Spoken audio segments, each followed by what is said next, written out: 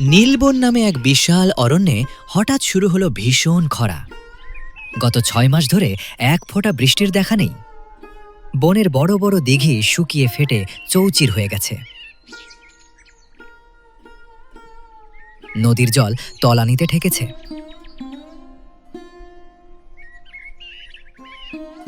ঘাসগুলো রোদে পুড়ে খড়ের মতো হয়ে গেছে। বনের পশুদের মধ্যে শুরু হয়েছে জলের জন্য হাহাকার। এই বনে বাস করত ধলু নামের এক সাদা ছাগল। সে খুব শান্ত আর দয়ালু ছিল।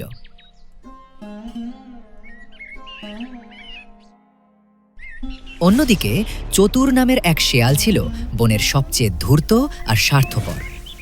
সে সারাদিন শুধু নিজের কথাই ভাবত।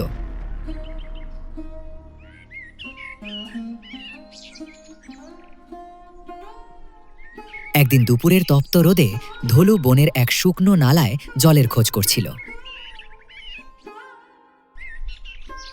ঠিক তখন চতুর শেয়াল ল্যাজ গুটিয়ে এক গাছের ছায়ায় বসে হাঁপাচ্ছিল। ও হে ধলু ভাই, এভাবে রোদে ঘুরে ঘুরে নিজের খুরগুলো নষ্ট করছো কেন? এই বনে আর জল নেই।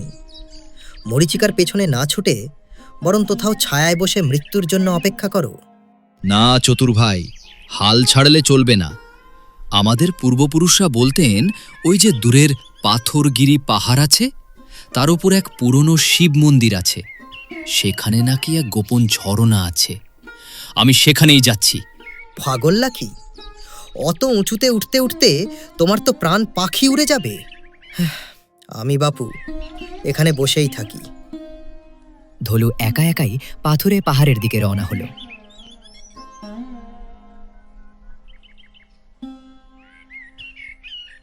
পথ ছিল অত্যন্ত দুর্গম।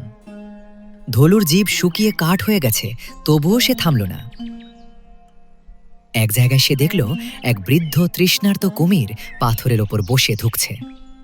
তার অবস্থা এতটাই খারাপ যে সে কথা বলার শক্তিও হারিয়েছে। ধলুর মায়া হলো, সে ভাবল যে কোনো উপায়ে তাকে একটু জল খাওয়াতেই হবে। সে তাড়াতাড়ি জল খুঁজতে লাগল।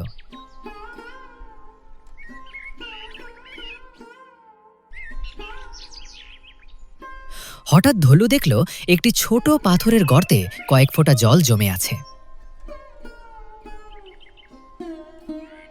সে খুব কষ্টে সেই জলটুকু নিজের মুখের ভেতর নিয়ে বৃদ্ধ কুমিরকে পান করালো। এরপর নিজের কান দিয়ে বাতাস করে তার শরীর ঠান্ডা করল। ধলু, তুমি নিজে তৃষ্ণার্ত হয়েও আমার প্রাণ বাঁচালে। আমি আসলে এই পাহাড়ের রক্ষক। তোমার উদারতা দেখে আমি অত্যন্ত তুষ্ট। হঠাৎ এক উজ্জ্বল আলো হলো এবং ধলুর সামনে একটি মাটির কলস উদয় হলো। এটি মায়ার কলস। তুমি যদি এটি একা ভোগ করতে চাও তবে এর থেকে এক ফোঁটা জলও বের হবে না। কিন্তু তুমি যদি এটি দিয়ে অন্যের উপকার করো তবে এর জল কখনো শেষ হবে না। এর জল যত বেশি লোককে দেবে কলসটি তত বেশি পূর্ণ হবে। ধলু খুশিতে কলসটি নিয়ে বনের ভেতর ফিরে এলো। চতুর শেয়াল দূর থেকে ধলুকে কলস নিয়ে আসতে দেখে অবাক হয়ে গেল। সে ভাবল, নিশ্চয়ই ধলু কোনো গুপ্তধন পেয়েছে। আরে ধলু ভাই, আপনি তো জাদুকর। এই তপ্ত রোদে জল ভরা কলস কোত্থেকে আনলেন? আমায় এক ঢোক জল দিন তো, বুকটা ফেটে যাচ্ছে। নিশ্চয় চতুর ভাই, তবে একা খেলে হবে না। চলো বনের ওই বড় দিঘিটার পাড়ে যাই, যেখানে সব পশুরা তৃষ্ণায় কাঁদছে। সবাইকে নিয়ে একসাথে খাবো। চতুর মনে মনে এক ফন্দি আঁটতে লাগল। সে ভাবল, এই কলসটা যদি আমি চুরি করতে পারি তবে আমি জলের ব্যবসা করব। সবাই জলের জন্য আমার গোলাম হয়ে থাকবে।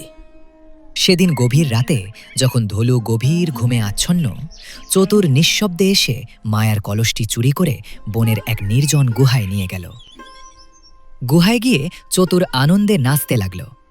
কলস বাবা, এবার আমায় রাজা করে দাও। অনেকবার বলার পরও এক ফোঁটা জল বের হলো না।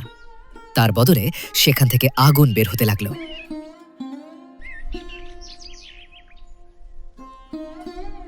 ক্রমেই সেই আগুনে পুরো গুহা পুড়ে ছাই হয়ে গেল। চতুর চিৎকার করতে লাগল, কিন্তু তাকে বাঁচানোর কেউ ছিল না। পরদিন সকালে ধলু কলসের খোঁজে বের হয়ে চতুরের আর্তনাদ শুনে গুহায় পৌঁছালে। সে দেখল চতুরের গুহা পুড়ে পুরো ছাই হয়ে গেছে, কিন্তু পড়ে আছে শুধু কলসটি পুরো অক্ষত অবস্থায়। ধলু যেই কলস ছুঁয়ে দিয়েছে, কলস আবার আগের মতো হয়ে গেছে। আমায় ক্ষমা করো ধলু ভাই, আমি লোভের বশবর্তী হয়ে তোমার ক্ষতি করতে চেয়েছিলাম। এখন বুঝেছি সৎ মনের ছোঁয়া ছাড়া এই কলস মূল্যহীন। কেদো না চতুর, চলো আজ আমাদের উৎসবের দিন।